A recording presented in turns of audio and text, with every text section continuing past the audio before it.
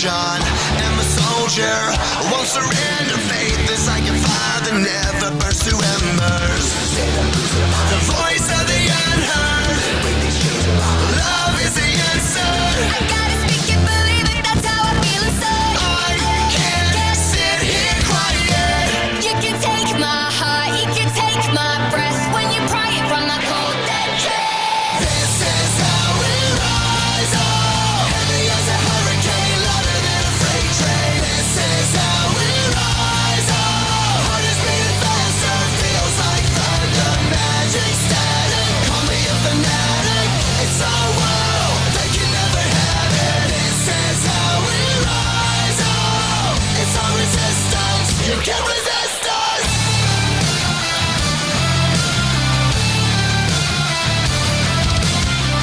Can you hear me? Are you listening? Sleeping in the shadows could be making history.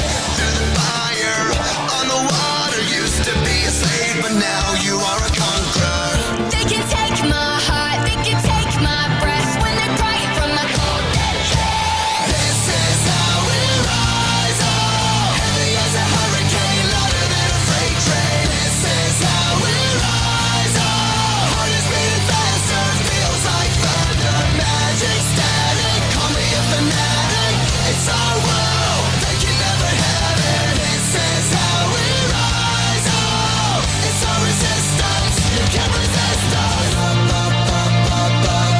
We're rising up, up, up, up, up. Rising up, up, up, up, up. We're rising up, up, up, up, up. Rising up, up, up, up, up. We're rising up, up, up, up, up. This is how we rise up. It's our resistance. You can't resist us. This is how we rise up. Heavy as a hurricane, louder than a freight train. This is how we rise up. Heart is beating faster, feels like thunder. Magic static, call me a fanatic. It's our world, they can never have it. This is how we rise up. It's our resistance, you can't resist us.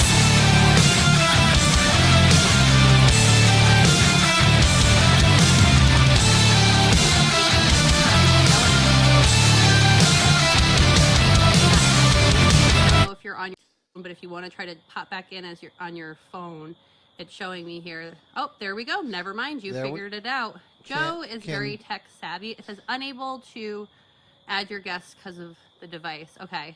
Can you hear me? Okay. Well, Joe is very tech savvy, so he's going to get on. Uh-oh. They can't join your broadcast at this time. Okay. So, Joe, I would say if you are trying to join from a computer or an iPad, go ahead and, yep, he's jumping off and he's going to jump back on from his phone. He's very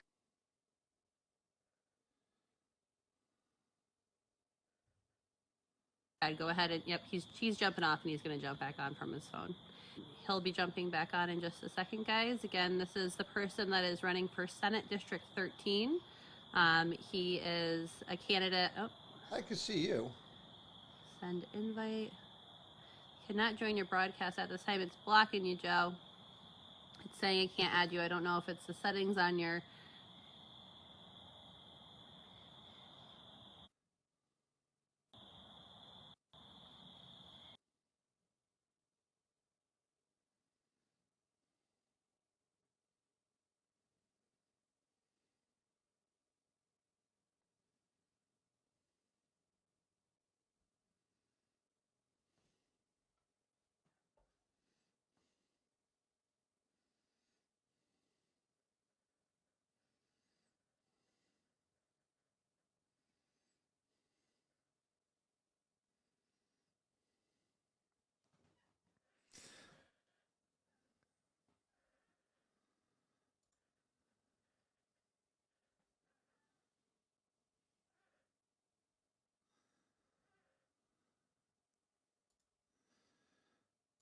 All right, everyone, we're trying to get us live here with I do need a Mr. Snurley. This is crazy that for some reason I cannot.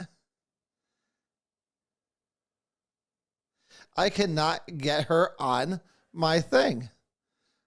But I am here. So she's just going to call. Looks like we're going to do this over the phone. So I am going to let her call me. So we're going to be talking with Kate. She's runs CT Ram. And I believe here she is. Can you hear me, Kate? Can you hear me now, Kate? Hello? Hello, can you hear me?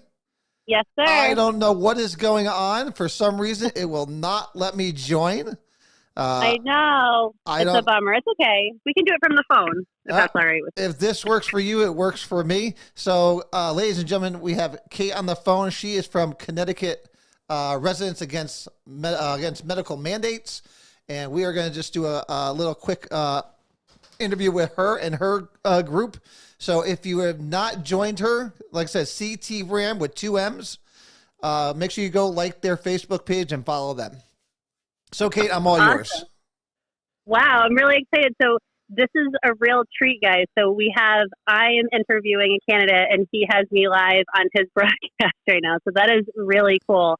So again, welcome, Joe. I know that you're really busy on the campaign trail. Joe is running for Senate District 13 right now. It's wide open. Senator Mary Abrams is apparently stepping down, and now there's 2 new candidates running for the position. The towns are redistricted, but as right now, I see that they include part of Middletown, Middlefield, all of Meriden, and then part of Cheshire. Is that correct, Joe? That is correct. Okay, so if you're from those districts, you can support and vote for Joe. If you like what you hear tonight, you can just go out and reach out and support him if he needs any help with his campaign for the next couple of weeks. Again, if Joe is elected, his vote in the Senate would affect everyone statewide. So even though you can't vote for him, his vote will matter if elected. So again, thanks so much for joining us, Joe. So what made you decide to run? So originally, I was running. Originally, we already had someone for the 13th. I was actually running for the 83rd, which I ran for 6 years ago and just lost by 150 votes. Wow. Then, of course, the news came out about Mary Abrams not running again, and I hope her health is well. And we originally thought that Len Suzio, the great Len Suzio, was going to run. And then he decided not to run, and he reached out along with the RTC chair and asked me if I would run. A lot goes into a Senate race compared to a House race as far as ground games, and you have to have a solid ground game in order to run. So it's something that I'm privileged to have, and we work hard on over the previous years to build up. So now we're using all that to push our message this year. Yeah, so the House districts are much smaller. We have 151 House districts in the state of Connecticut. We have 36 Senate districts. So obviously a much larger, ground to cover for the campaign trail.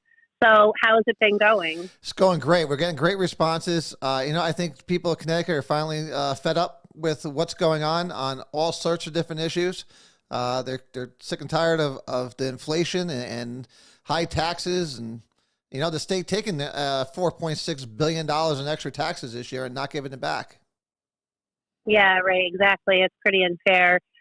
Mary Abrams had been also on the Public Health Committee, and she'd been very aggressive towards, removing exemptions and masks and vaccine mandates. So I'm actually very relieved that she is not running again.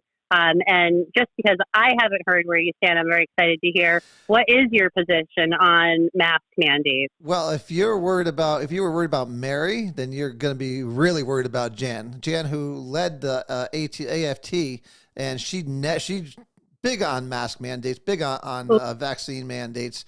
So Jen, my opponent. So yeah, so she's worse than what Mary was. Listen, I don't believe the government should be mandating anything. Especially when it comes to the people's health. People are smart enough to get the information they need, make logical decisions based on their care, and go ahead and do that. Again, and I look at what they did to the nurses.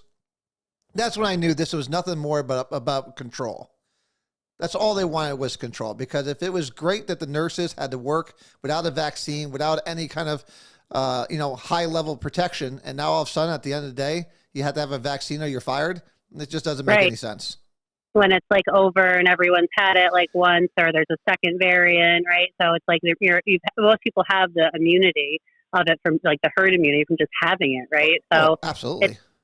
It's really amazing how much the media has died down talking about mandates. But just last week, or I think it was 2 weeks ago, New York fired another 800 teachers in New York City for a total of 2,000 teachers fired over this COVID-19 vaccine mandate. And they are facing a teacher shortage, which we also have here.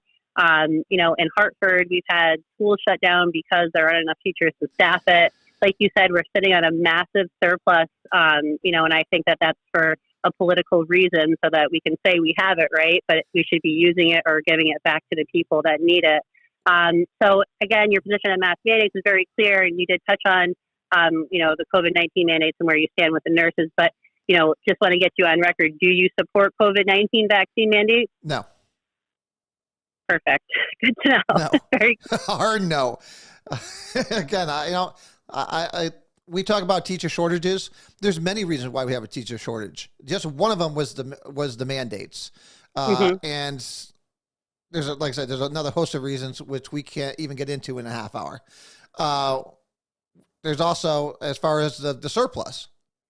The surplus is only due to billions and billions of dollars being pumped into the Connecticut economy from the federal government and the hidden tax, which is called inflation.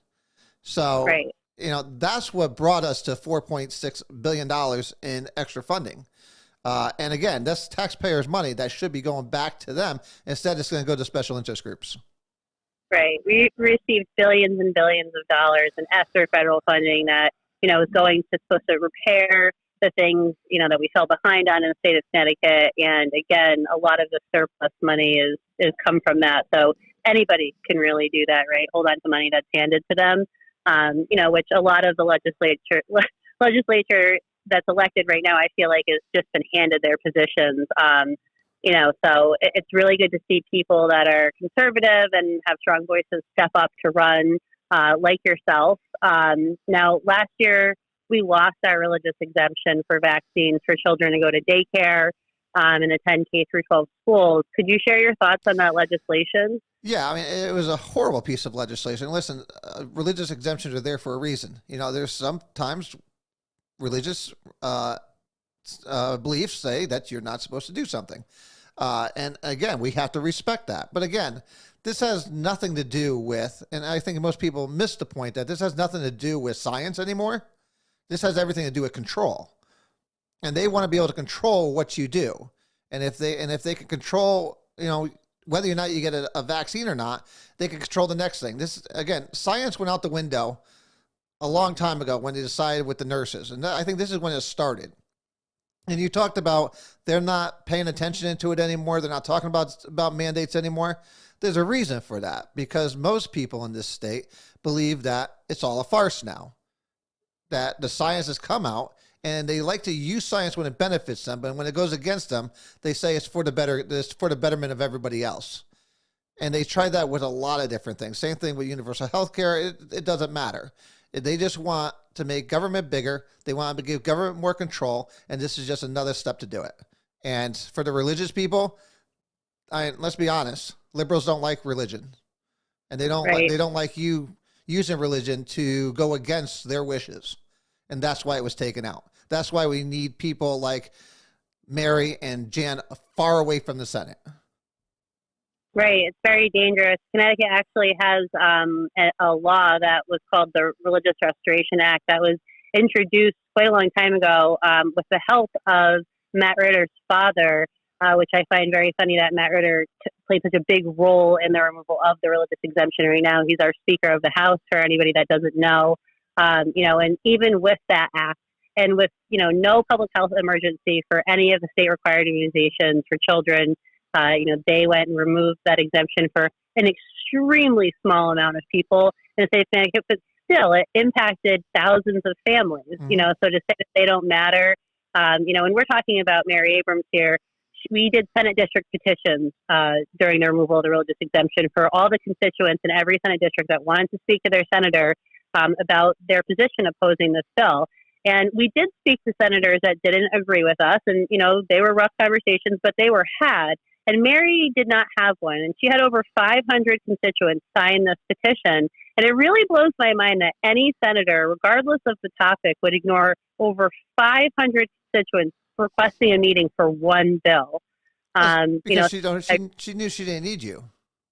Right. That's what it comes down to. In politics, it comes down to, for most politicians, not people like myself who believe that sensitive issues need to be discussed, which is why, we do this podcast that you're joining us now. We talk about everything under the sun, because even the sensitive thing, the third rails thing, you need to talk. You need to be able to have conversations logically and keep emotion to the side and look at facts.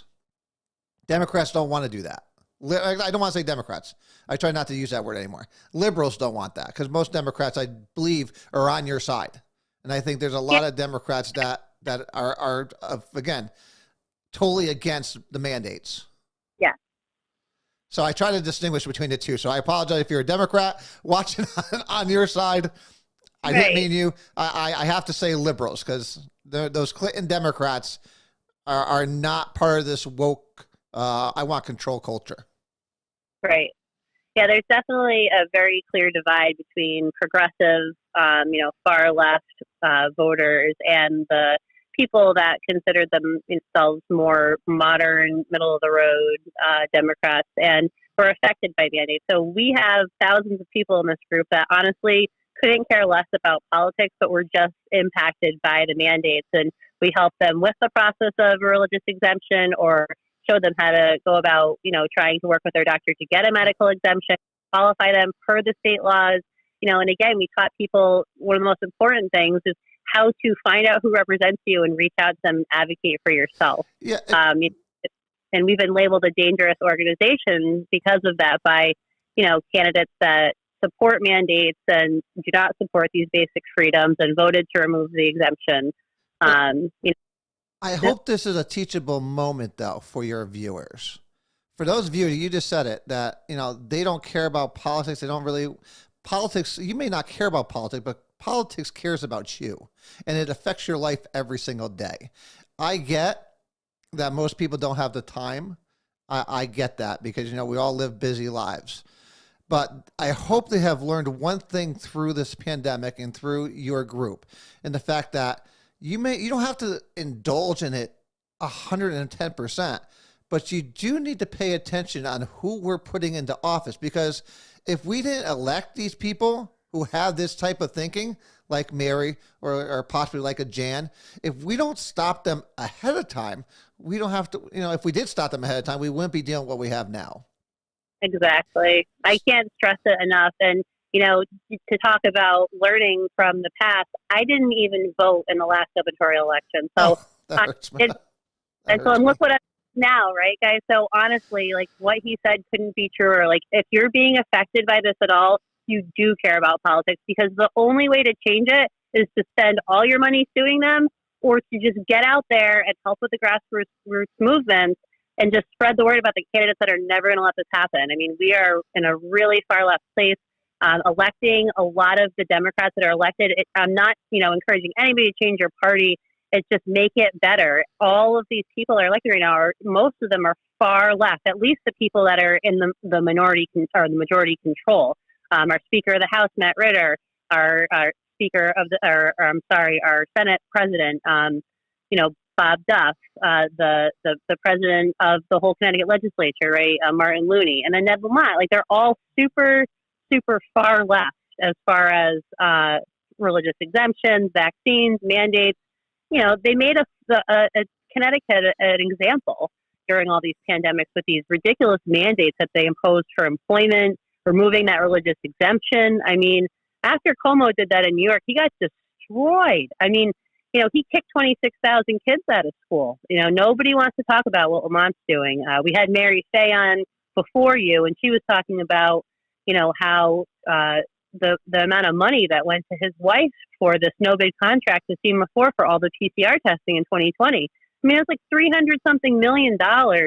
No bid contract, went right to his wife. It's amazing to me what these people have done and gotten away with, and could potentially continue to do if reelected. So again, you're obviously a strong conservative candidate. How do you plan to appeal to the moderate and independent voters in November, or up until November, for this election? Yeah, we already do. I mean, again, I think most people know who I am, of course, in Meriden and a little bit outside. I do my podcast twice a week, or really once a week. We do twice a week during election times. Listen, I have people who proclaim that they're socialists, all the way down to strong Republicans, all that support us, and they support us because, one, we're no nonsense. My show is called Straight Talk because that's exactly what I do. You may not like what I say, you might love what I say, but at least you know where I stand. And most politicians don't do that. Right. I do and again, I use logic and common sense for most things that we sit there and talk about.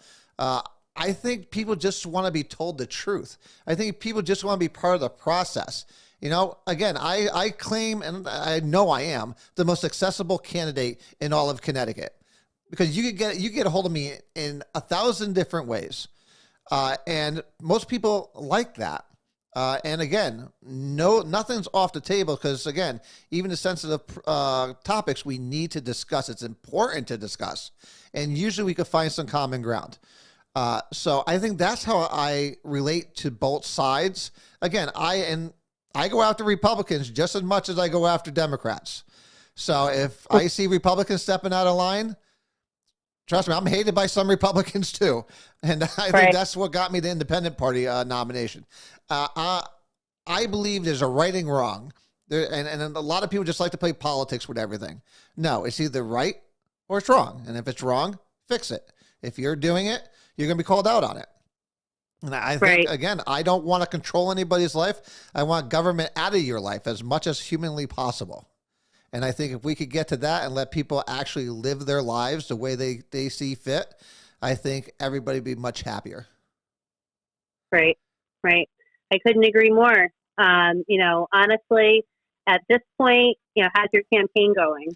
Our campaign's going terrific. I mean, we're in full swing of things. So, Doreen, you were thankful for your signs. Of course, I have my chat here going, and they're lighting it up. And they're asking about pediatric offices. So they're asking about pediatric. I can't read all the comments, but they're all talking about pediatric offices and vaccinated and vaccines and stuff. I'll have to go back and read. Go ahead. Everyone's getting out of their offices right now if they are not following the schedule. So, basically what everyone's saying is, we'll work with your doctor, to create a plan that works for you. No doctor will work with you. There's probably 10 doctors in the state of Connecticut that are willing to work with people on a vaccine schedule. And our organization every day is flooded with people posting, I live in this area, I'm having a baby, I don't want to do these things, or I don't want to do this one or that one, whatever. Can I find that you guys have a doctor that supports choice, or, will work with me?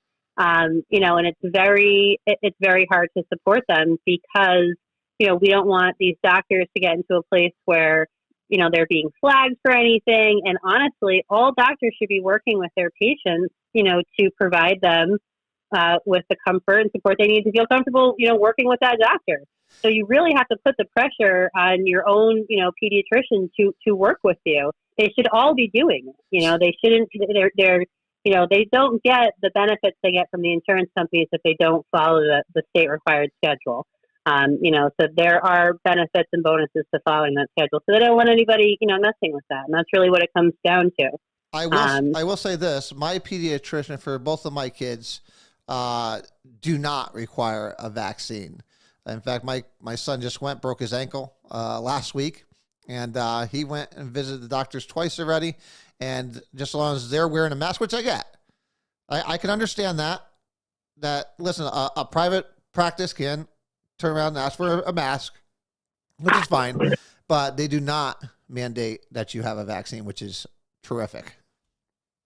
So, mandating that you have the COVID vaccine, is very different than taking a patient that doesn't follow the schedule. So is that what you're saying, that they don't have to follow, the schedule, or? They don't have to have any vaccine. Neither of my kids have the vaccine at all. Yeah. So, I mean, that's wonderful, but there are people that don't want to do the flu shot or don't want to do, the HPV is not required yet, but maybe they don't want to do the chicken pox or something because their kid already had chicken pox. There's so many different reasons why, but if you don't follow the state required schedule, which, those things are on now, you're going to get yourself into a bind where you're going to get kicked out of your practice, most practices anyway. So I'd be interested to know if your doctor would accept your kids if they weren't completely up to date, but again, I don't know. I have never asked that question. I would not know. In fact, I'm going to ask that question.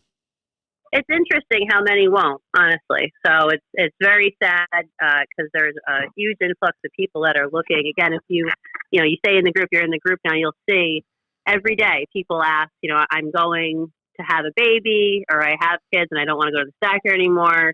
Can you recommend somebody? You just look throughout the comments.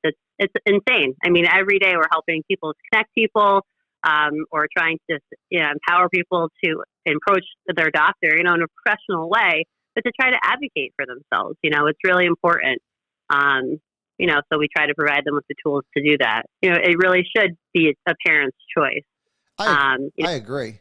And again, that's why everyone who's listening to this show right now on the Straight Talk podcast needs to go to CTRAM, 2M, CTRAMM on Facebook, and make sure you join the group and stay informed on what they're doing. I know you guys have a couple of things coming up, though, right? You guys are doing signs? Oh, yeah. So our group, we have been following Deb Lamar very closely for quite a few years, ever since the removal of the religious exemption, really. And he hired Manisha Jutani about September last year. And right when she was hired, she came out publicly stating that once the COVID vaccine receives full FDA approval, she supports adding it to the K through 12 state required immunization schedule. So the fact that she came out and said this is very concerning to us. Again, Lamont appointed her. She was very aggressive. She's a Yale doctor. She was very aggressive with mandates. She wrote to very important people about keeping Connecticut locked down longer than, most people wanted to. So we were very concerned when she was hired. But the fact that she went on record to say that she supported that, we firmly believe that if Lamont is reelected, there will be a COVID-19 vaccine mandate somewhere in K through 12 education. As soon as they get that full FDA approval for the really, really young guys, it's going to be a very concerning place. Connecticut is one of the only states in the entire country. We were the only state for a while until last year that mandates a flu shot for 24 months to 56 months old. So if your kid's in daycare, they have to have a flu shot. The only other state that does that is New Jersey, and they just decided to do it. But again, New Jersey has a religious exemption, so people can use that if they want to opt out of the flu shot for religious or choice reasons. But again, Connecticut lost that. We no longer have that option. And if we have a legislature and a governor that supports adding the flu shot, why wouldn't he add a coronavirus vaccine? Yeah. Just the mandates he imposed on employment spoke enough. And there's still mandates in colleges. UConn kids still right now are getting kicked out of UConn if they don't get their boosters. It's ridiculous. Yeah, I want to make sure I distinguish between something, though, because you said something interesting about the childcare. So I do want to make the distinction between public and private. Private organizations could do whatever they want, and you have the right not to go to one of those facilities. I just want to make sure I don't want to. I don't believe the government also does not have the responsibility of mandating things to private companies. If private companies want you to have a vaccine in order to go there, I'm fine with that because that's their right to do so. But for public stuff like schools and daycares that are getting public funds, no, then you shouldn't be required to have it. And again, you talk about school mandates. That's why you're seeing a double-digit increase in homeschooling. You're seeing double-digit increases in charter schools, in private schools where they don't have these mandates. And I think you're going to be seeing a lot more of that happen come next year if we don't take action and put people in office that are going to stop this. Because that's what it's going to take. It's going to take people up in Hartford to put an end to this. And we need to make sure we get out there and support and work for candidates who are against this. I can't stress that enough. It's really even worse than that. So all of the private schools and charter schools and everything, the only option is to homeschool. Your religious exemption is still required because the state, if the school is over 30 children, has to follow the state required immunization schedule. So I did find a school for my child for a bit during the shutdown that was only 20 children. So it was a very small private school, obviously, but they were not required to follow the state required immunization schedule. But we were at a private school before that with 250 kids, and they were absolutely required. And that was a K through 9 school. So the homeschooling thing, and that's the legislators kind of just laughed in your face, like Liz Linehan, she's up in Cheshire.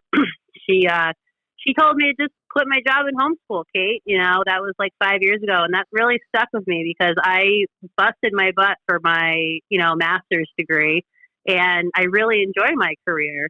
And she wants me to just give that up to homeschool half my children that are now banned from school because I can no longer use half my kids' religious exemption. So, not to get into the science of it, but, logically that is nonsense. So my older child can go to school with her religious exemption, but I have twin 2-year-old boys, they don't qualify. Because they weren't grandfathered in? Because they weren't grandfathered in. So again, I don't like to get into the science of this because I have absolutely no medical, background or scientific background whatsoever. But logically, that really doesn't make any sense at all, and right? It's very hard to explain to your children. So there you go. That's how you know that this whole thing is nonsense. If it was this important, if it was this out of control, if it was this necessary to have these mandates, why are you grandfathering anybody in? Right, exactly. And a lot of people are on record saying that, but they did what you said Mary does. They know they don't need you, so they just ignore you. And it's a sad day, and it hurts like really bad as a parent, because you're advocating for yourself. It's passionate and you're into it and everything. But when you're advocating for your kids and you don't win, it's soul crushing, So I've really been working hard to try to, meet with these candidates and meet with the legislatures and try to, open their eyes to what has happened, even if they don't agree with the logic of and the science of vaccines and they're fully vaccinated. A lot of people in the end support the option to choose because who knows what's going to come down the pipeline, right. In the next 10 years, how many more we're going to have in the schedule. I mean, who wouldn't want the choice? The people that enacted these mandates in the first place 60 something years ago, they never intended for them to exist without exemptions. So, it's really a sad day when we've lost our basic right to just, say no to something, possibly right out of an experimental stage for our kids to go to school. So, yeah, we are getting signs out, like you had said before. They'll say, if they say exactly, actually, if Ned Lamont is reelected, there will be a COVID-19 vaccine mandate for K through 12 education because, again, we firmly believe that he would be happy to make Connecticut, one of the first couple states. He loves California, and they already started doing it in certain districts out there. So I'm sure he'll follow in their footsteps. I'm absolutely convinced. Yeah, listen, people need to realize that their liberties are being stripped away from them. Slowly but surely, they're doing this step by step, a little bit by a little bit, and it's all in the name of safety. I mean, again, but this is, again, I don't want to go back to what we talked about before as far as, people not being involved in what's going on and in politics. Again, I get it, but they're hoping on that. They're hoping that everybody has short-term memories and that no one's going to be thinking about this after this election is over, no matter which way it goes. If it goes Republicans' way and conservatives' way and we take over the House and the Senate, or even just the Senate, because that's probably more realistic, Yep. We could stop this. We only need, three seats to switch over, and we could stop it. dead in its tracks because it could go through the House all it wants, but it'll never go through the Senate. So that's why this election is so important, to make sure everybody gets out there. And again, and even after this election is over, we all need to stay vigilant to make sure that people are doing what they said they would do. Accountability is a huge thing for me. And it's something that if you come from the city of Meriden, you understand that there is no accountability for anything here in the city. You could do whatever you want if you're in the government, because everybody has a short-term memory. They get pissed about it. They go out there and we referendum. They appease us, and 2 months later, they switch it all back under the cloak of darkness, and nobody knows any better. But people just don't stay engaged, and I think that is what politicians live off of: people who are not engaged. So all those people in your group that said that they weren't into politics before, I truly hope you are steadfast into it now, because that's what it's going to take going forward. I can't really stress that enough, guys. Joe's so right. I know that everyone's really busy with kids and with their own, jobs and relationships. But if you do anything, even if you can't get involved and volunteer with these awesome candidates that are running, please make sure you get to the polls. And right now, make sure you are registered to vote.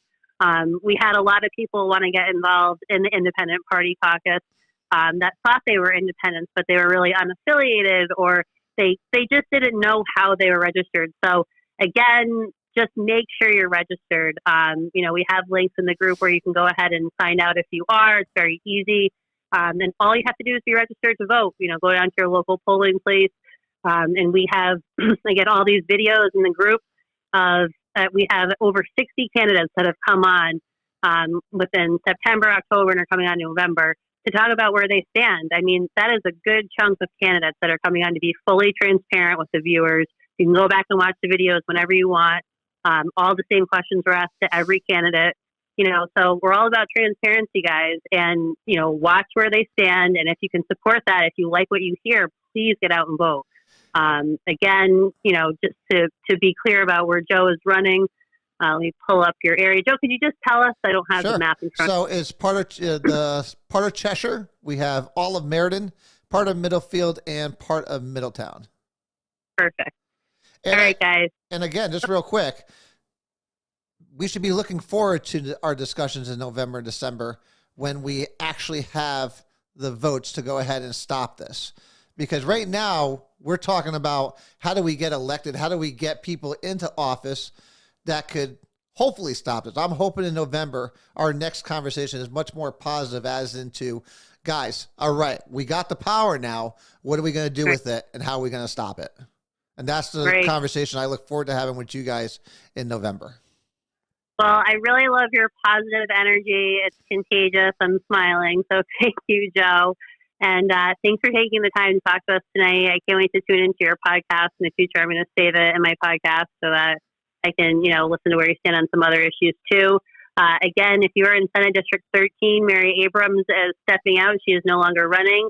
And Joe Villano is running against a very progressive candidate that is apparently even worse than Mary when it comes to medical freedom for vaccines and masks and, all that kind of religious exemption stuff. So, again, Joe, thank you so much. Is there any way that we can get a hold of you to help you with your campaign? Oh, absolutely. So you could go to Villano2022.com. So that's VOLLANO 2022.com. And of course, all of our information is going to be there. All of our stances are there, some videos. Or if on Sundays and Thursdays, you want to jump on Straight Talk with Joe Villano on Facebook, YouTube, and a bunch of other social media groups, you're more than welcome to do that also. Again, and no topic is off the table. We talk about everything and anything here, and it is a great time. That's awesome. Well, I'm really excited. I can't believe your last race was just 150 votes, apart from each. Really, really close. I just put Joe's website in the comment section of this video. I'll also put it in the description once you're on recording.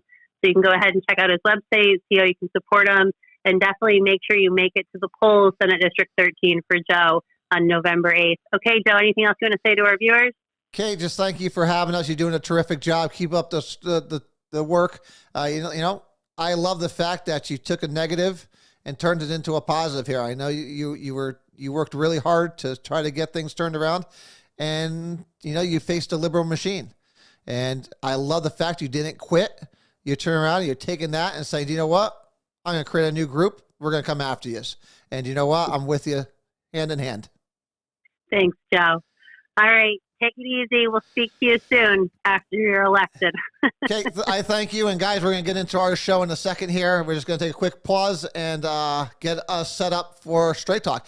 Kate, great seeing you. Great meeting you. And we will talk to you later. Have a great night, Joe. Thanks. Bye. Bye. All right, ladies and gentlemen, there you have it. So if you just joined us, I did leave it up there in our last show that we were going to start at 6:30 today. That was Kate from Connecticut RAM. So Connecticut residents against medical mandates. She is a 501c, so go over there and visit her page and join the page. And if you want to help out with them, they are always looking for some help. So let's get into our portion of the show. So in case you are just joining us, I am Joe Villani. I am your host, your guiding light, and your 13th senatorial candidate for the state of Connecticut. And I am glad you are here. Of course, this show only works best when you guys are involved in it. So if you want to call in, 203-679-9610. We can talk about what we just heard today, or we can talk about, again, anything that is on your mind. If you want to email us, straighttalkjv@gmail.com. Or the Facebook message board is flying away. So if you want to join there, Facebook, YouTube, Twitter, Twitch, and so many more. And I hope you guys love your lawn signs because some of them came to you today. And of course, we always put our disclaimer. It was running through that whole interview there. So there it is. So let's get down to some serious stuff first. I want to get this stuff out of the way. Obviously, we're all still grieving from the events of 5 days ago, 4 days ago, with the slaying of two of our state's finest officers. And I love the outpouring of support. I am going to put, this did come out today. So you guys are seeing that in your message board. That is the official donation page for the Bristol police officers. That there is going. It's run by a church. It is being directly sent over to the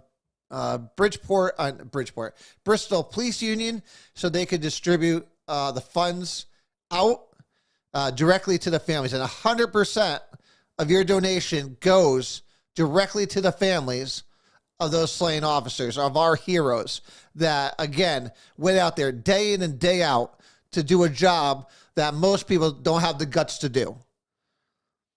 And, I don't want to get into this whole thing again because I don't want to get into the waterfalls again.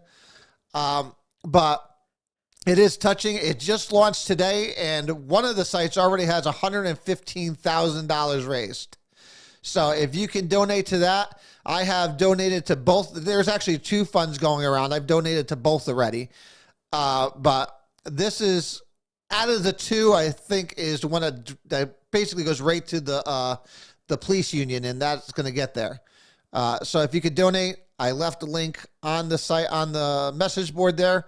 I'll also put it onto this website because, again, these families are going to need our help. The sergeant had two kids and one on the way. The other officer left a wife behind. And I get Towers for Tunnels, or Tunnels for Towers. They are a national organization that pays off mortgages of officers that die in the line of duty. And they have stepped up and come through again, and they are paying off. The mortgages of both slain officers. So I thank them enough. Maryland officers are in Bristol tonight, manning the streets, answering. I love that. Ray, that warms my heart because I remember the last time that I remember this happening was obviously Sandy Hook, and I remember different departments covering Newtown as they grieved and went through what obviously they went through with Sandy Hook. Listen, the Bristol police officer going to need a lot of help. You know, losing. You know, we sit there and talk about losing a loved one. I mean, this is a brother and sisterhood tighter than you will ever imagine. You can't imagine. Whatever you imagine, times it by 100. On the love and affection they have for one another when you put on that uniform. And listen, they're all they got, especially today. These officers, to each other, is all they got. It's like in the military. Screw politicians. When things start going down, all you have is each other. And I say it time and time again. Time and time again. We can never, ever show enough appreciation to our men and women in blue. We just can't. And I said it last show. We're all grieving here. Some, it's worse for some than others. Listen, I was crying my eyes out on Thursday because I have a deep admiration for what these people do. And I hate the fact that people are crapping on them left and right for the last 5 years. I can't take it. It pisses me off. And then when something like this happens, everybody decides all of a sudden we love the guys in blue again. All of a sudden we're all in love with them again. Till when? Another week? Another month? Another year? They should always get this kind of affection towards them from us. They should always get this kind of admiration. Always. Those politicians that are sitting there and spouting off, that have done nothing to support them, now talking about how wonderful they are. Nothing irritates me more than a hypocrite.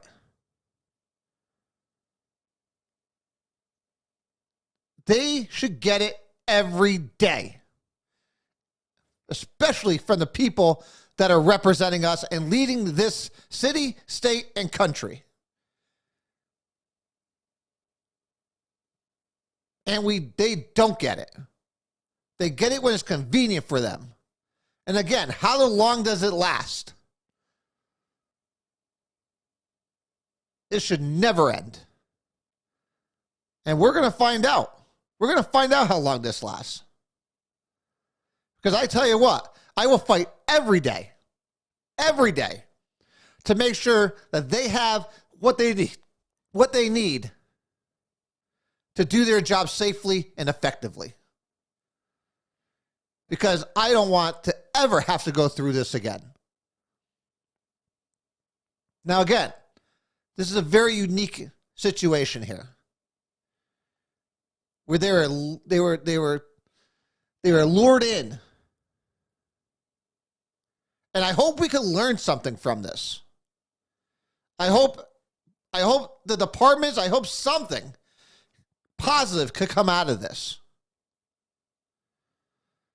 Maybe different techniques, how they approach a scene, something. So everything needs to be looked at. Because I want this to be the last time we ever have this discussion. I don't want to feel this kind of pain. Because I tell you, deep down, it freaking rips me apart. Knowing that those two officers left their families behind. They kissed their families goodbye for the last time on the 12th. And no matter what, they can never get them back.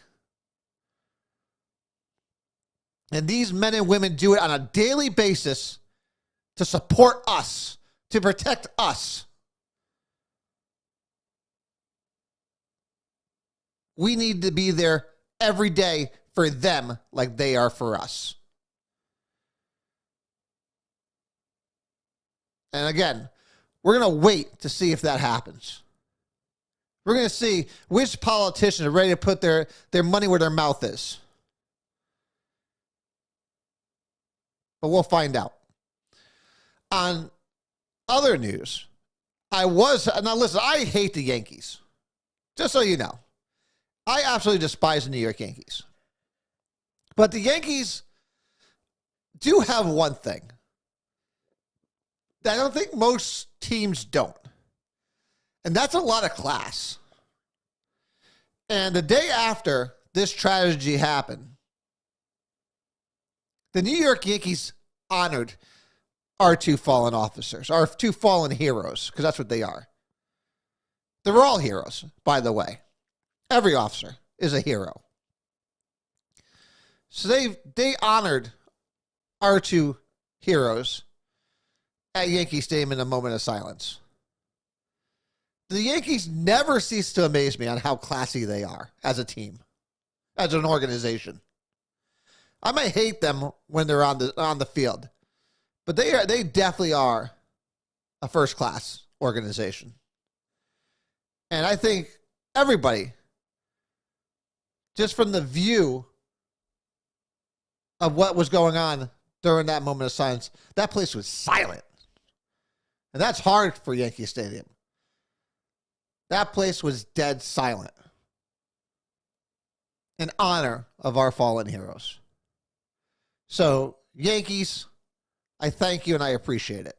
I think everybody appreciates it. I think every officer appreciates it.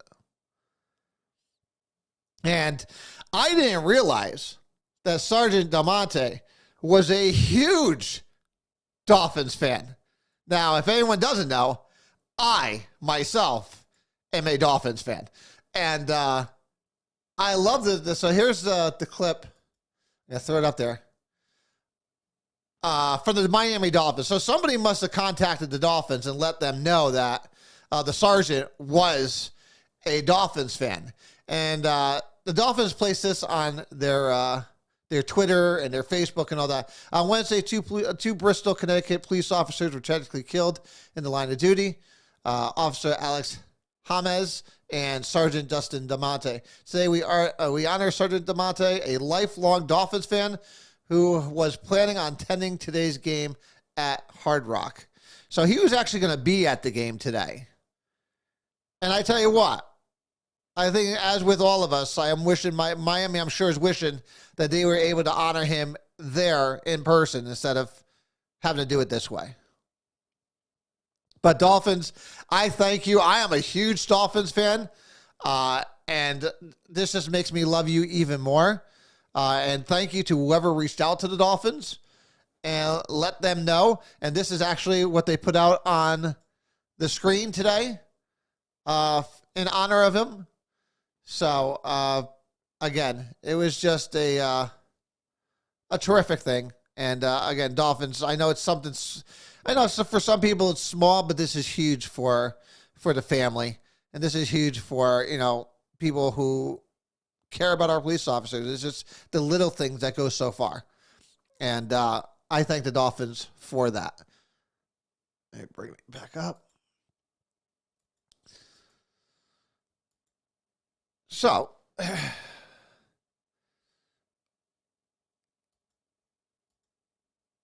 we've seen you.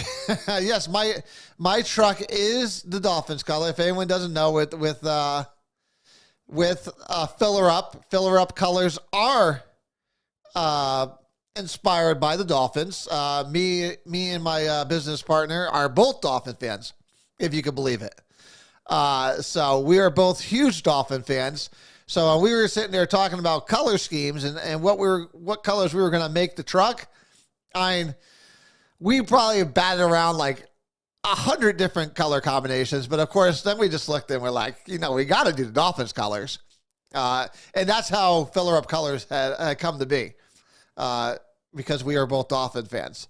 So I love it. So let's talk some politics here.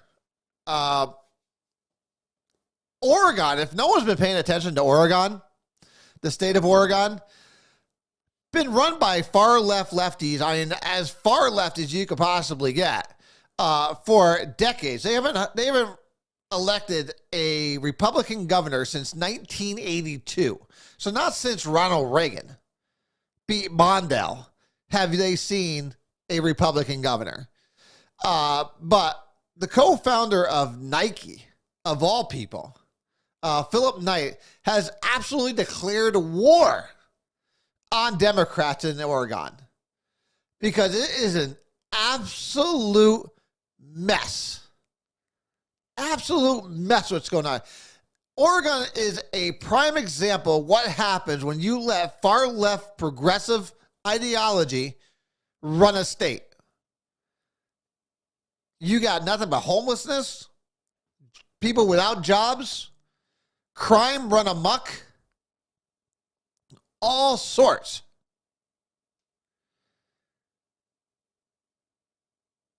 But a Republican right now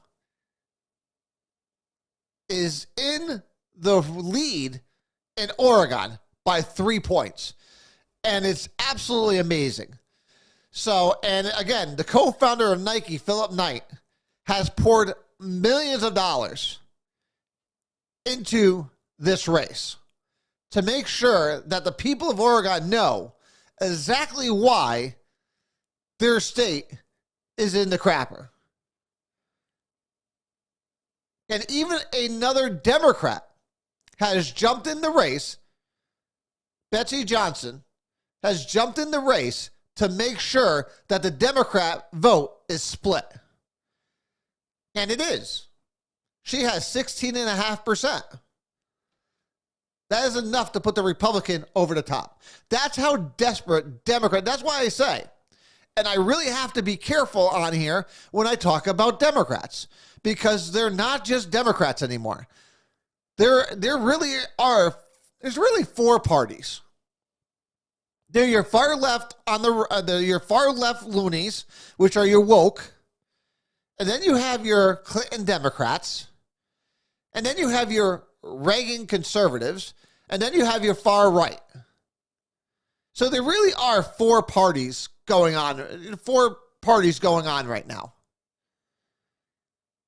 But right now, the Democrats are saying enough is enough of this woke culture.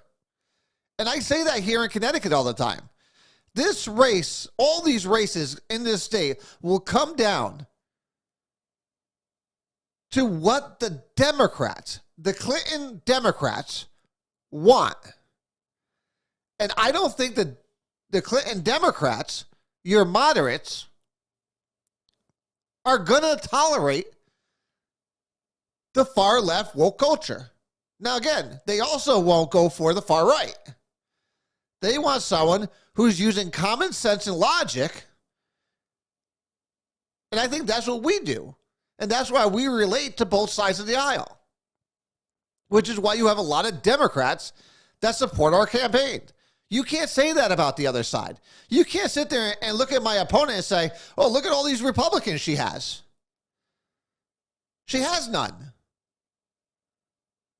She may have a couple very, very far left rhinos that want to say they're Republicans, but you have no true Republicans over there.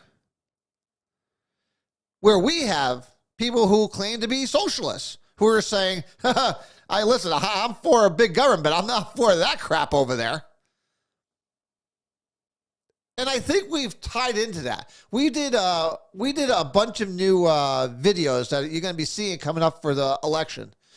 And these are the things that, as we're knocking doors, as we're meeting with people, these are the things. In fact, I can play a couple if you guys want, if it's something that's interesting to you. These are the issues that people are actually talking about. So when we're knocking on doors, people are talking about crime. And this one, and again, this is just and they talked about culture. You know, we talk about culture as a whole, but we talk about juveniles and the kind of culture that has allowed these juveniles to do things that they know they're not going to be held accountable for. And this story, in case you haven't seen it, there was a New Haven bus driver. And if anyone knows this story, they know where I'm going with it. there was a New Haven bus driver just going about their day, carrying 20 students home from the Ross Woodwood Classical Studies Inter-District Magnet School. And someone from the bus called 911. Again, these are K through 8 students. Someone from the school bus called 911 and said the bus driver was driving erratically and would not stop. And obviously, the police, of course, take this as a priority.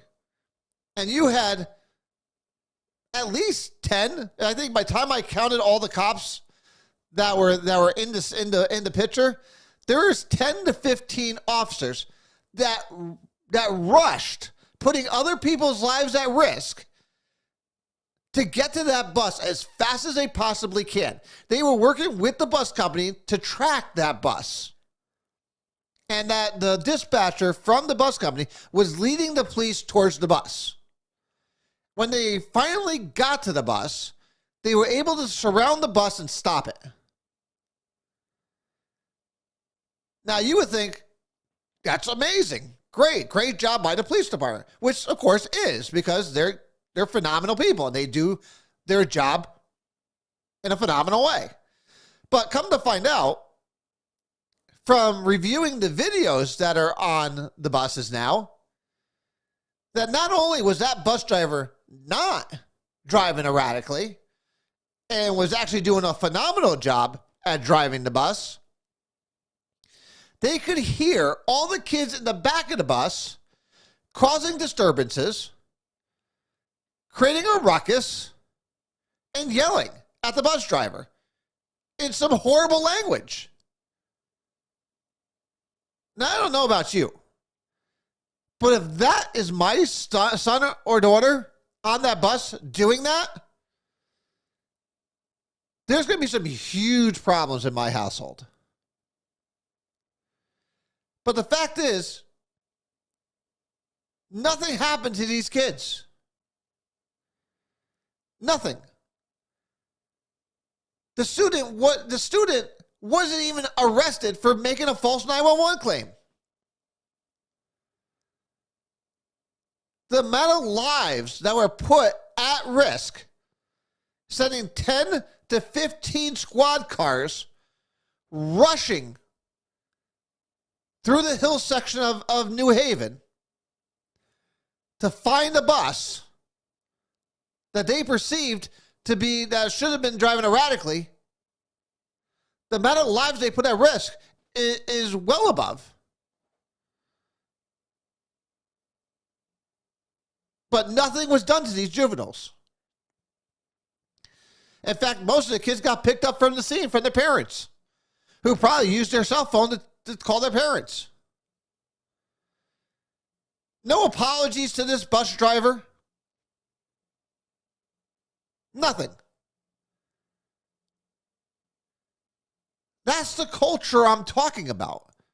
That is the culture that has been allowed to percolate in our society. So, you know, when Kate was talking about how we have a shortage of teachers, and I said that there's many more reasons why other than mandates, this is one of the reasons why. Because who would want to do this job? These kids are so disrespectful today.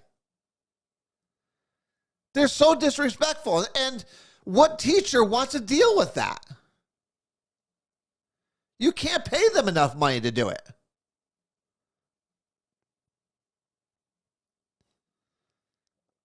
But this is what's been allowed to happen.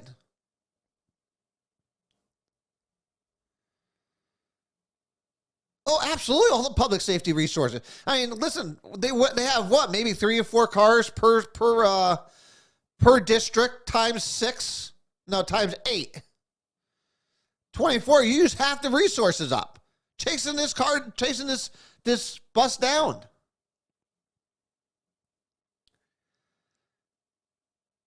And again, no one's held accountable for their actions. So what's going to discourage them from doing it again? Nothing. Nothing. The same reason why we have juveniles in this city that get arrested for stealing a car are back on the streets 2 hours later doing the same crime again the same night. They get caught in the morning, they're back on the street by noon, and they're back stealing cars by 6 o'clock. It's why we have violent criminals out of jail before their victims are even out of the hospital.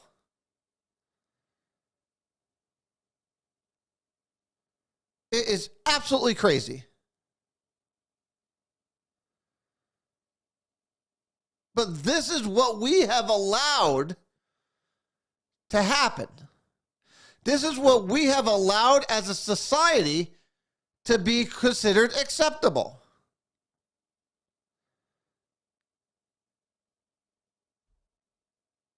And only we can change it. Only the parents can change it. It's very sad. Because when I read that story, I felt horrible for that bus driver. Imagine you being that bus driver. And next thing you know, 10 to 15 squad cars are surrounding you and forcing their way onto the bus. When you did absolutely nothing wrong. Now again, kudos also to that bus driver who remained calm through the whole thing. And I think was more shocked than anything about what had just taken place. But I know they're not blaming the police officers for it. I'm sure the bus driver's blaming the students. And I wonder if that bus driver even want to do that job anymore. It's already hard enough trying to find bus drivers. You think bus drivers and what they're getting paid are going to tolerate that and do that job? No. No.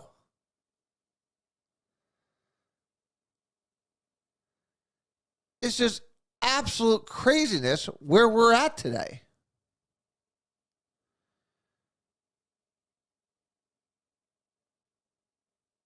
It's just absolutely crazy. But only we can stop that. Only we can put an end to it. On another note, so people have been blowing up my emails.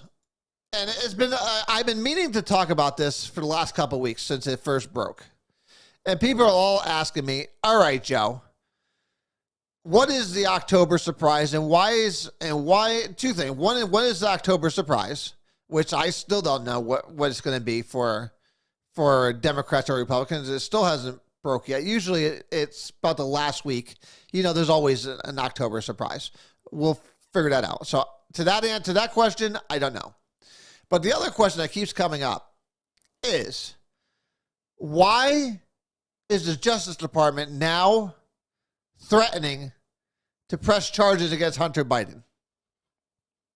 It's the number one question I get. And again, like I said, I've been trying to answer it for a couple of weeks. We just run out of time. So since we have time today, since I'll still try to get this to 8 o'clock. So because I always have a bunch of stuff, things in the stack of stuff here. Why is the FBI now coming after Hunter Biden? And it's a very simple answer. It's all to get at Joe Biden. So, what do I mean? So Joe Biden, obviously, so President Biden has said multiple times that he is going to run for re-election. Now, if you're a far left loony, you might be okay with that. I doubt it. But I think the center is like, absolutely not. So, how do you get rid of Joe Biden is ultimately the basic question. If he won't go by himself, you're going to have to force him out. So since as of right now, Joe Biden has said, no, there's no doubt about it, I'm going to run. So the deep state has said, okay, well, since you don't want to go out willingly, we're going to indict your son on multiple counts of bank fraud, of lobbying violations, all sorts of stuff. And they're hoping that Joe Biden loves his son more than he loves being president. That's basically what it comes down to. So they're hoping that the simple threat of arresting Hunter Biden is going to pressure him not to run for re-election. Because at the end of the day, the far left loonies want Gavin Newsom.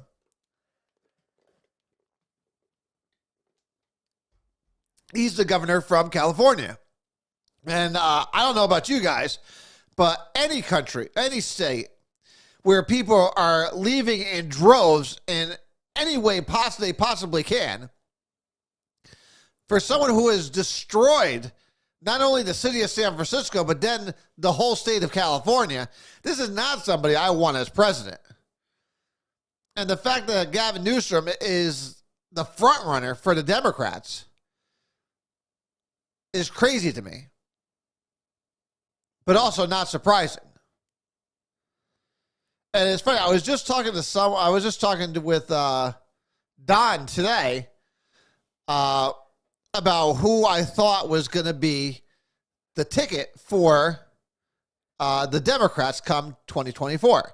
Well, we discussed both sides. So for Republicans, I believe Donald Trump is going to run, and if Donald Trump runs, he's going to have the ticket. Now, whether or not DeSantis comes along with him, I would hope so. Just due to the fact that, listen, Trump is not a spring chicken. Most people don't realize that because they look at Joe Biden and they say, oh, he's old as crap. Donald Trump's not too far behind. The only difference between those two is that Donald Trump still has the mental capacity, where obviously Joe Biden doesn't know where he is half the time. So with that being said, I do think Donald Trump will be the presidential candidate. I hope and pray that DeSantis is his vice president. Whether or not that happens, I don't know. When I look at Democrats, I believe the far left is going to want Newsom. And I don't think anyone's going to stop because, listen, the Democrats don't have a very strong bench. And Harris is not going to be anywhere near this race either way. But for vice president, do you know who I really honestly believe they're going to tap? Secretary Cardona. He is everything the Democrats could ever hope and wish for. He checks every box for them. He's brilliant. He's well educated. He's Hispanic. Very well spoken. Terrific family. Phenomenal family. He is everything they could possibly want in a candidate. He really is their unicorn. And I'm not just saying that because I know him. Hell, I think someday he could be president. Who knows? He's handled himself okay. I think there's a couple things that will definitely hurt him. I think his confirmation hearing did not go very well, but he already knew. He just had to shut up and not really say anything because he was getting confirmed. So anytime Republicans tried to corner him into making an answer on something, he was able to deflect it. That's what a good politician does. And he knew he didn't want to get himself trapped. So he handled it pretty well. But really, there really is no downside to having Miguel Cardona on your ticket. He could campaign very well. Again, he could deliver a great speech. He's very convincing. And he's well liked. I mean, you look at everywhere he goes. He draws a very good crowd.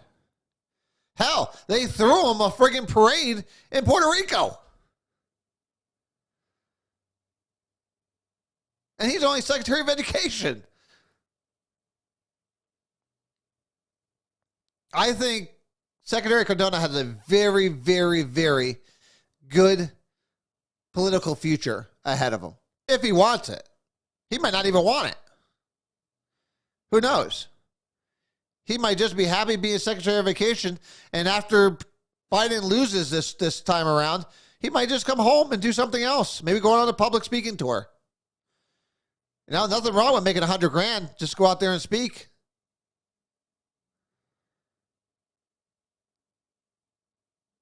But I think for him, the you know, this exposure that he's gotten being a secretary, I think could take him to unlimited places. He can really do whatever he wants. And kudos to him. Because again, I strongly believe still, he is not a far left woke individual.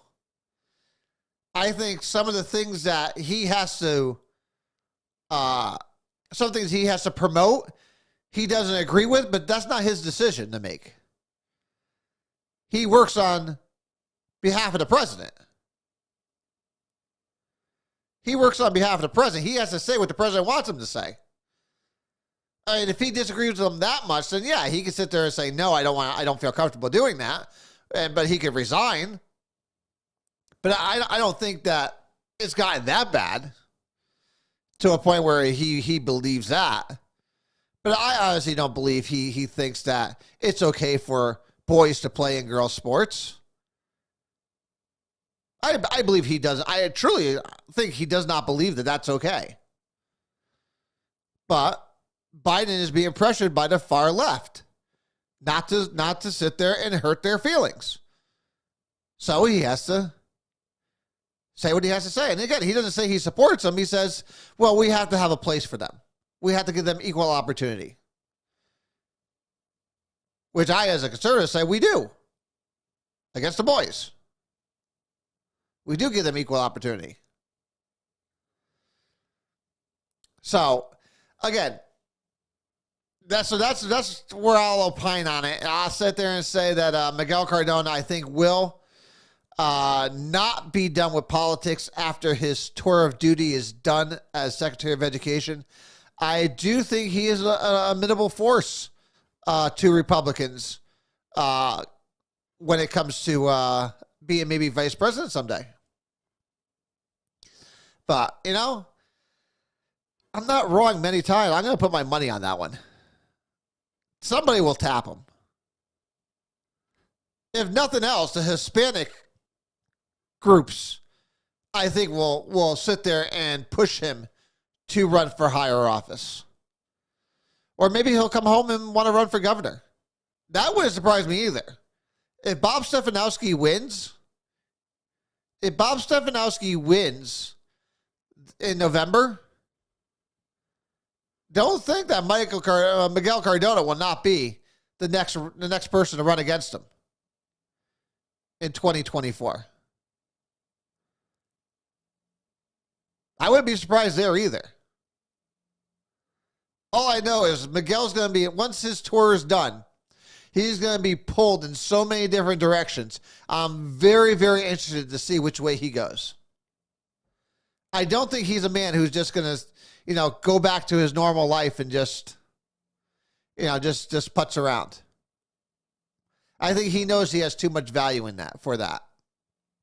And he's too valuable to the Democrats to let him just sit around.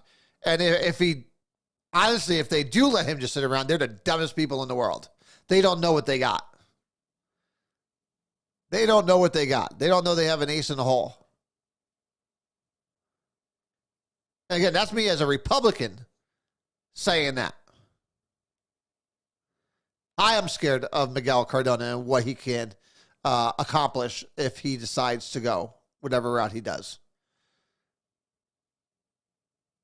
So that's my take on those two issues. I did want to play. Where is it? So obviously, like I said, so this past week, we did a bunch of spots for social media. You're going to see a lot of 15-second ads start coming out.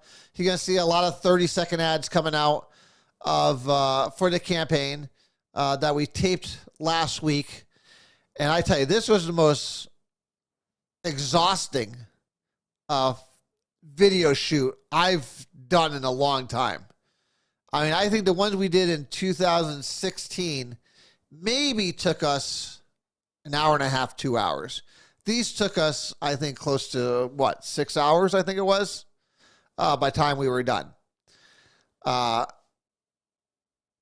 see, which one's... So we have, okay, so I'll let you guys pick. So we have our police endorsement one. We have our parental rights. I like the final pitch, but I'm not going to play that one because that's going to be a surprise for everybody in the last couple weeks of the campaign. So I'm going to leave the final pitch one out.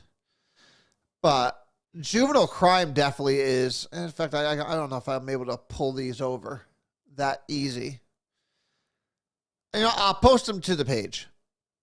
I'll post them to the Straight Talk with Joe Villano page, and I'll post a couple of them on my my personal page. But we have all sorts of different ones. We have two on crime. We have one on juvenile crime. We have one on inflation. We have all sorts, and then of course my favorite, which I wrote myself. So I gave the basis for the other ones, and then we had somebody write them. But the final pitch is directly from me, and I wrote every word of it, and I thought it came out terrific. I'm excited about it, but I am not letting anything out of the bag until that one appears last couple weeks of the month. Remember, Election Day is only what? Now 20 days away, 21 days away? So we need to make sure, just like we talked about with Kate, we need to make sure everybody is ready to go on Election Day. Whether you're helping candidates out, whether or not you're just going to vote. Make sure we're doing everything we can to make sure we get the people in office we need to put an end to the craziness that's going on. And we need to make sure we're having people in office that have the love, respect, and admiration to our first responders that we are seeing right now, so they have it every day. We need that up in Hartford. We don't want it. We need it up in Hartford. So, this is our opportunity. We have it every 2 years. Here it is. It's right in front of us. Let's not throw away this opportunity and seize the moment to make the changes we so desperately need. That's why we ask everybody to join and to be involved. Whether it's my campaign, another campaign, just make sure you're getting conservatives that deserve your vote to get in there. So, I mean, I can't thank people enough. We did lit drops today. We did door knocking today. We covered an entire city today. We covered all of Cheshire that we had over the last 2 days. Me and Don, we covered Middletown today. So, I mean, there's just so much more that still needs to be done, though. Obviously, you'll be seeing a lot more of our stuff coming out. So if you get it in your mail or at your door, I think the calls I've been getting are inspiring. It makes me, rejuvenates me and makes me remember why we're doing this and why it's so important. And I had this one lady call me and left me at least a 2-3 minute voicemail about being a Democrat and being like, I've had enough of this. This is craziness. I can't wait to vote for you. While we were filming these some of these pieces up at Castle Craig, we were having people come up to us like, I'm glad you said it. Enough people aren't saying it. And I tell you, I think one of the hidden things this year for voters that just don't want to talk about it because they're afraid of what they're going to be called is this whole transgender, boys playing in girls sports. I think that's a huge, huge issue. But people are afraid to talk about it. I can't even... Hell, I sent my videos to my family to watch over. Oh, my brother immediately, and I already knew he was going to say this. My brother was like, "Oh, you can't say that. You can't say that. You can't sit there and say boys can't play against girls. You can't say that. You're going to lose people." I'm like, no. I think that's what's polling the best on both sides of the aisle. People want to hear that. People want to hear that somebody's willing to turn around and just say the truth. They don't get it very often. They just want someone to come out and say what they're thinking, but won't say. And again, that's us. I don't mind saying it because it's the truth. So, like I said, I'll post some of these videos on the Straight Talk page and obviously on the Volano 2022 page. We just finished them up as far as editing wise the other night. So I think you guys will enjoy them. Like I said, some of them are 15-second ones, some of them are 30-second, and they're meant to go on social media and stuff. So you'll be able to see these and let us know what you think of them. Because I think feedback is good. And if some of them you like better than others, I want to know that. So I will post it there. All right. Ooh. There we go. There we go. I did not see. Okay. Well, I hope you guys like, again, go to, I want to make sure everybody goes, ctram.com. Make sure you go on there and like that group and follow that group. They have almost over 7,000 members in that group. So if you have not seen it yet, make sure you go there and like the page. And hopefully you guys find some good content in there. I went scrolling through it, and it was really good. So, but we will see you guys again on Thursday night. Now, Wednesday night at 6 p.m. over at the Record Journal building. You are more than welcome to attend. We will have a debate. So it will be myself versus my opponent Wednesday night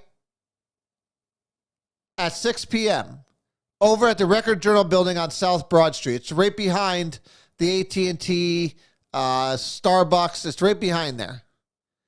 So we'll make sure we post the address on our page. So I invite everybody to come out there and show support and show that we're paying attention. So that's, again, Wednesday night at 6 p.m. over at the Record Journal building. We will have debate night. And I am looking forward to it. Everyone knows I love a good debate. So we're excited to be there. Hopefully we'll see all you guys there. And then of course, and then we'll talk about the rest of the week stuff, because we have some trunk or treats coming up, I think on Friday and Saturday. So we'll get that out we'll talk about that on Thursday. Yes, where Fosdick is. Yep. So I hope to see you guys all there. But until then, we'll also have some clips of, we'll talk about the debate on Thursday, and we'll have some clips to play. And I think we're also going to stream it, I believe. I believe we will be streaming it live on the campaign page. So if you can't make it to there, you can at least watch it on the Facebook or on YouTube. But until then, guys, as always, I love each and every one of you guys. I thank you for being here. I hope you enjoyed the forum beforehand. I hope you enjoyed the show. Until next time, God bless you. And, of course, God bless this amazing country of ours. And God bless our first responders who, again, put their lives out on the line every single day. You should praise them every day for it. They deserve it. Until then, God bless you and good night. I will talk to you guys all on Thursday. Thanks.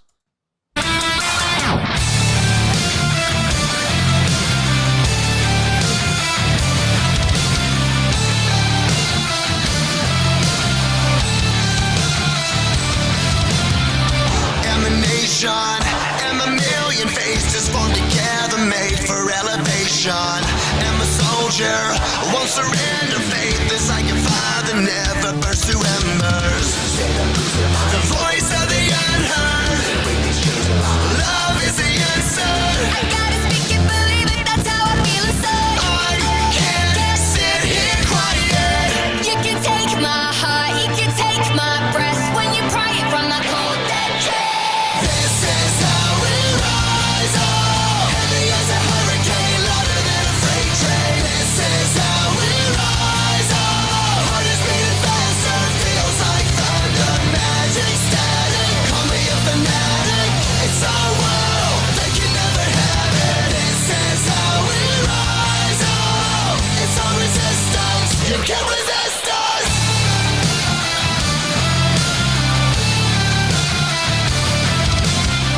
Can you hear me?